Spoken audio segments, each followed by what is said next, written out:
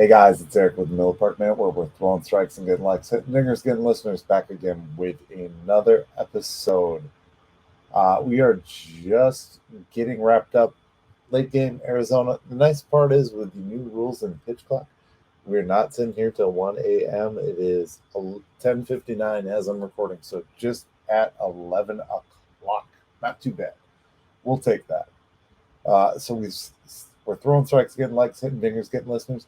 Back again with your only Brewers daily podcast, where we're coming at you with content 24/7, 365. New content daily. We are on Apple, Spotify, Google, iHeartRadio, Pocket Cast, Radio Public, YouTube, Rumble. Hit that Rumble button for me. Remember to rate and review the podcast on your favorite podcast platform, please. We also have a SeatGeek code. You use the code Miller Park Minute at SeatGeek, and you can save $20 off your first purchase. So if you're going to a game, look at SeatGeek, see if it's cheap enough. Not telling you to buy it if it's not cheap, but if there's a good deal on SeatGeek, use it. Save $20 off your first purchase. We also have a opportunity for you to support us over at patreon.com/Miller Park Minute. If you want to go ahead and support the channel, you are welcome to do so. Let's get into this game. Let's talk the good, the bad, and the downright ugly. And then let's also talk the Brewers news. And then we'll break into a little bit around the MLB. And that'll be our evening. So, 3 shutout losses. 3 shutout losses is what we have in our losses thus far this season. We moved to 7-3. We're still first place in the NL Central. All fine and dandy. We're going to lose games. That's fine. I'm not worried about that. I'm worried about the fashion that we lost this game. So we're going to start with the downright ugly, and we're going to flip it, and we're going to go in reverse today. So downright ugly. The umpire, Scott Behringer, I believe his name was, the umpire behind home plate, was not our guy tonight. He was calling very erratically. If you were watching the pitches that were erratically called, the game broadcasters even made note of it. So, I mean, that's something to be said when the game broadcasters even make note of it. Wade Miley gave up 3 runs. I mean, you can't fault a guy that gives up 3 runs. 3 runs on 8 hits is not a bad outing for a starting pitcher. That just shouldn't happen. I mean, the bat struggled. We got 3 hits today. 0 for Yelich, 0 for Adames, 0 for Tellez. Contreras had 1 hit. Anderson 0 for. Mitchell 1 hit. 0 for Voit. He's been really struggling to get the bat going. He was hot in spring training, and he got himself a major league level deal, and just kind of been struggling ever since. Turing had a hit, and Weaver had no hits today. So just Gallen was really dealing. That curve was really nasty in this game. So Gallen actually has like I believe they stated a stat of 18 scoreless innings against the Brewers already. He fanned 11, struck out 11 today. So props to him for that. 7 innings pitched, 3 hits allowed, 0 earned runs, and 11 strikeouts for Zach Gallen. So that's the downright ugly of this game. We're going to go now to the bad, since we're doing this in reverse order. Yelich coming out with an offer is really, really the bad that I want to highlight today. Also, Tellez, Adames, and Voit. The veteran players of this team need to find a rhythm and get their bats going. I'm not saying that they need to be traded or anything like that, because I've stated this before. Christian Yelich is a boat anchor. You're not going to trade the boat anchor of the team. And I want him to be good.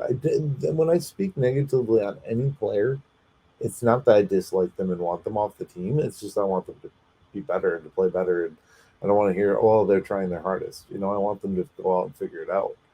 And personally, I think maybe a day off, maybe a couple days off, maybe put Winker in more than Yelich, at this juncture. I don't know what we can do. I mean, he's got to figure it out somehow, and maybe some time off to clear his head and get refocused. 10 games into the season may do him some good. Bench him. I mean, we still just because he's paid $26 million does not mean he has to play every day. It doesn't. Can't happen. Veterans can't not hit. Rookies, I'll let that go. But the bad is the veterans not hitting. Veterans, established guys need to hit better across the board. That's the bad. Now the good of this game. The crew in the bullpen has continued 26 scoreless innings. Bryce Wilson came out for 2 solid innings, 1 hit in two innings, 3 strikeouts. Garrett came in for another inning. He gave up 2 hits, but he got a little bit of trouble.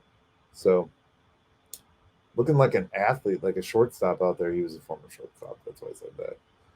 But looking like an athlete running out after a bunt. So, good stuff there. Just said Miley only gave up 5 hits, 3 earned runs.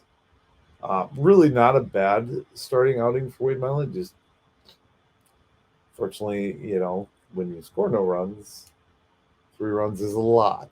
When you're getting no hits, 3 runs is a lot. So not his fault entirely. Couple pitch clock violations. Big ones on Miley had one, Tellez had one as a batter. Time of tonight's game, 2 hours and 12 minutes, which is beautiful on a game out in the West Coast. So that is perfect. Gets us to bed by 11:30. Call it 11:30, I guess. So that is good, the bad, and the downright ugly in reverse order tonight. With the game that we had, good, the bad, and the downright ugly, going in reverse order is going to happen when it's bad like this. There's more bad than good to talk about, unfortunately. It is what it is. We'll move on with it, right? Sweep it under the rug. We can gripe it out, listen to our gripes, and then just move on to the next one, right? And that's the way to go. I mean, we just gotta sweep the bad ones away and start anew, start fresh. Moving on to the Brewers news. Craig Counsell has set the record for most games as a manager in franchise history. He has managed 1,180 of his career as a Brewers faced the Arizona Diamondbacks at Chase Field to tie Phil Gardner's franchise record. So obviously he is going to meet and surpass that record. So good for Counsell. And I still think, I mean, going back to just like his contract status and where he is, I still think he's waiting to see where this new crew goes and what happens. So I look forward to it. I look forward to what the season brings and what we find out about Craig Counsell. I mean, good for him if he wants to hang it up. I am not going to fault the gentleman for that. He's had a good career as the manager of our Milwaukee Brewers. So we talked about acquiring Sousa. We talked about Jackson Trio being promoted to number 1. We can thank the Arizona Diamondbacks for their prospects being moved for that. All right, and I think that covers our Brewers news today.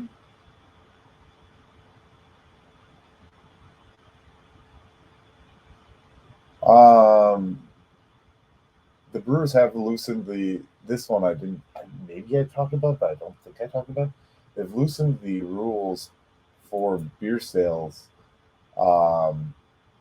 in these shorter games, being that this is Milwaukee and Brewers and Beer sales are a big thing. So now it's to the end of the 8th inning. So I don't know. We'll see how that plays out. I mean, as a person who maintains more soberness during a game, I think that's a little scary. Just to see people drinking further and longer. I mean, trust me, in a shortened game, I'm sure they've had enough by the. I don't know. I don't get that one.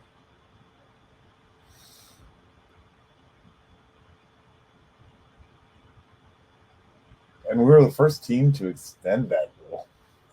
Only in Milwaukee. Oh, I love it. I love it. I love it. Oh my lord. What are we worried about? Beer sales. That's what we're worried about here in Milwaukee. Not ticket sales, beer sales. All right, guys, we're going to move on to brewerfanatics.com. Brewer Fanatic, sorry, Brewer Fanatic. I keep saying it, Fanatics, just because the website Fanatics, it's in my head. So we got a new video coming up in the next day or so over there at brewerfanatic.com. They're really doing a deep dive on the farm over there. So if you want to learn about what's going on in Nashville Sounds, which you can now watch on your MLB.TV subscription. So if you do subscribe to that service, go on over and check out the Nashville Sounds. You can see Freelick and Churio and Blake Perkins is down there. I was just looking at the lineup and the scores. I don't know if I'll cover them this season. I really don't. I don't foresee that being something that I just have the time to do with my busy schedule. But who knows? Maybe we'll try and fit a couple roster and score updates and talk about upcoming prospects and how they're doing. I'm sure they might pop up here and there. But let's go around MLB. Oh, Luke Voigt is. Oh, people are mad about Luke Voigt.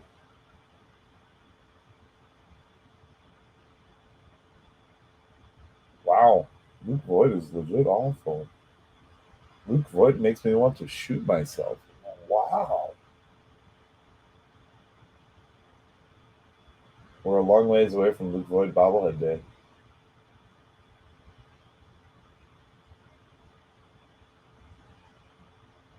I mean, I'm seriously more worried about Yelich than I am Luke Voigt. Luke Voigt will find it. Yelich still hasn't found it 3 years later. So there's actually somebody took a picture of themselves flipping off their television with Luke Voigt at that. Sad state of affairs. That's a sad state of affairs. But this is Wisconsin sports fandom, so I in a way am not shocked to see this. I'm sorry to disrespect, but another thing I want to cover and I want to talk about in brief. I've been watching these Giannis City Connect jerseys go, and I just sorry, not sorry, but hot take on this is I hate this. I hate the all fan giveaways because it comes just a big sales pitch. Guys are selling these things for $90 freaking dollars. $90 for something you got for free. Just ask them. And I know it's the demand and people are actually paying it, which just those people are just as much stupid as the rest. Because if you're paying somebody $90 for something, I don't know, just supply and demand economics, I get it, but boy is it dumb. And it pisses me off because it's people don't even like baseball. They just go in there, get as many jerseys as they can, cash through as many tickets while they're still giving those things away. And then they take them away from the fans who do deserve them. It's unfortunate. I did see that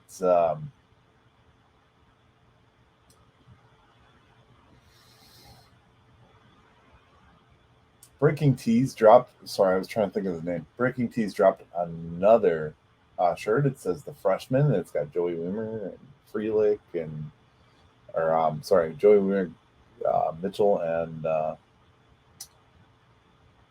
Turing on it. So it's a pretty cool little shirt.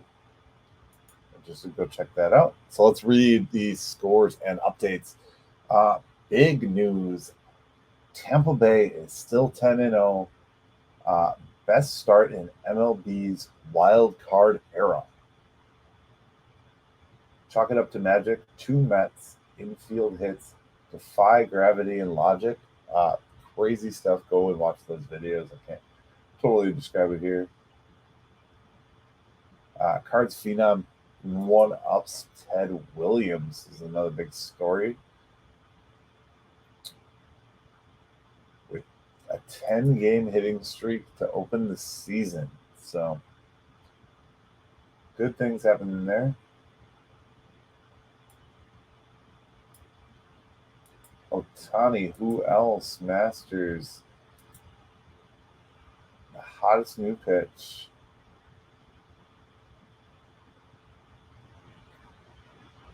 So I don't know if you guys have noticed this, but they're calling a like a slider like a sweeper.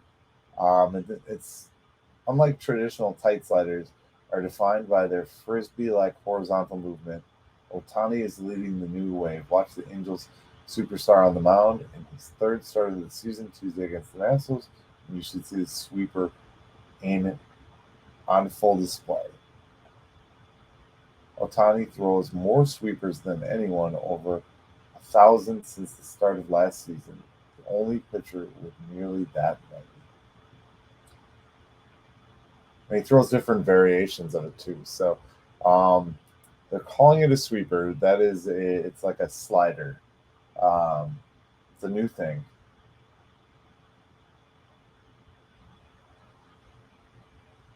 Little former Brewer love.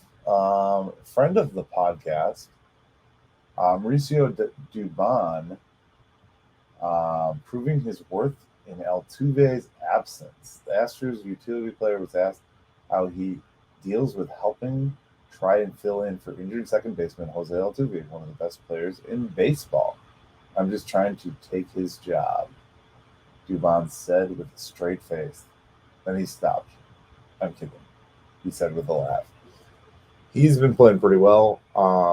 It's pretty awesome. Dubon was a good young prospect. He got traded and ended up in the Giants organization for a little while. Now, obviously, the Astros are using him in place of the fractured thumb for Altuve from the World Baseball Classic. So he's hitting .357 through 7 games this season. Went 3 for 5 on Monday night to help lead the Astros to an 8-2 victory over the Pirates in the opener of a 3-game series at PNC. So, Mauricio Dubon, former Brewer prospect.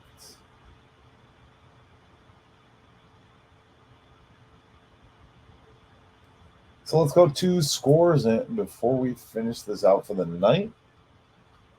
Guys, I just want to thank you, as always, for listening and watching our podcast.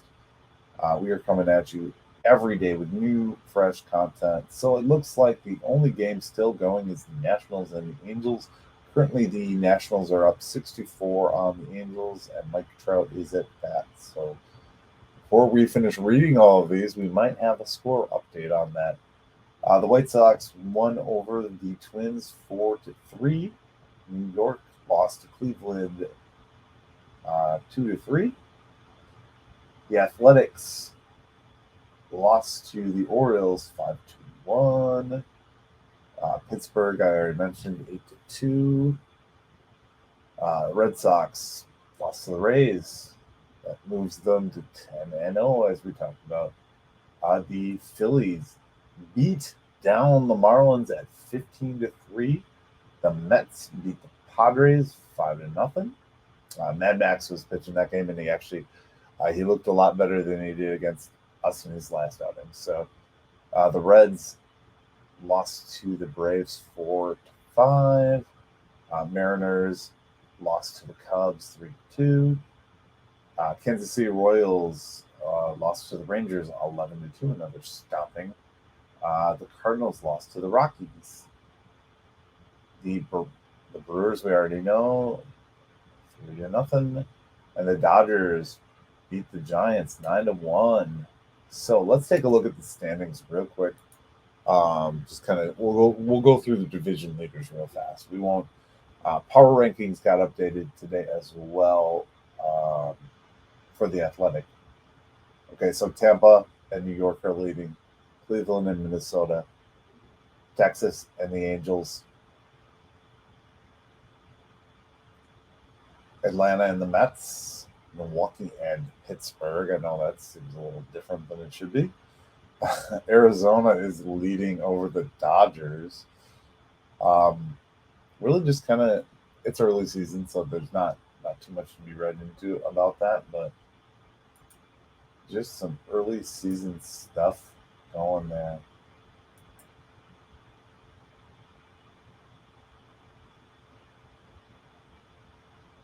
Let me see here.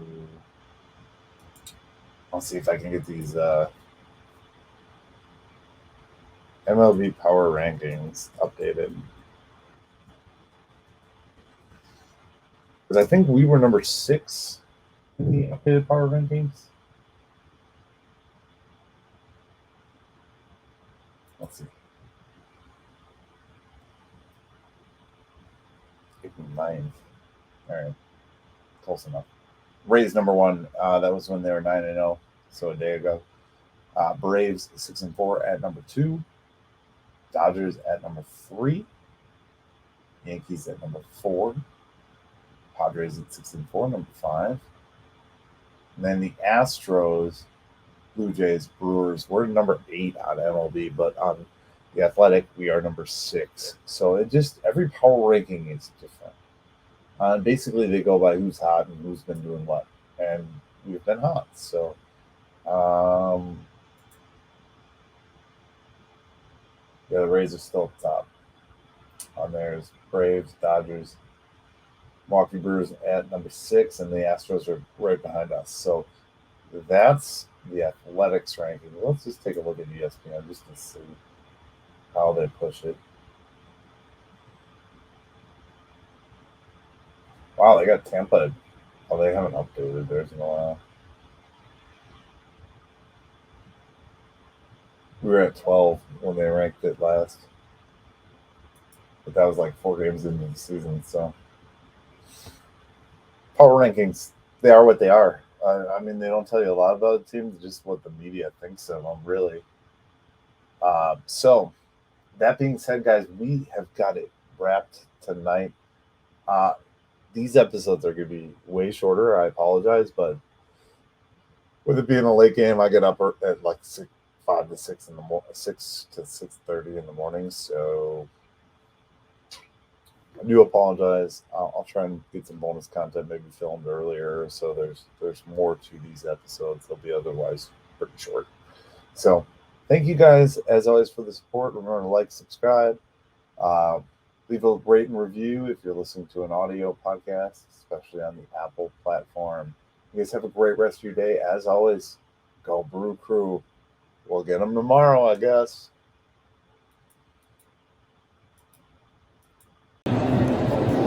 Thank you for watching the Miller Park Minute. Go Brewers.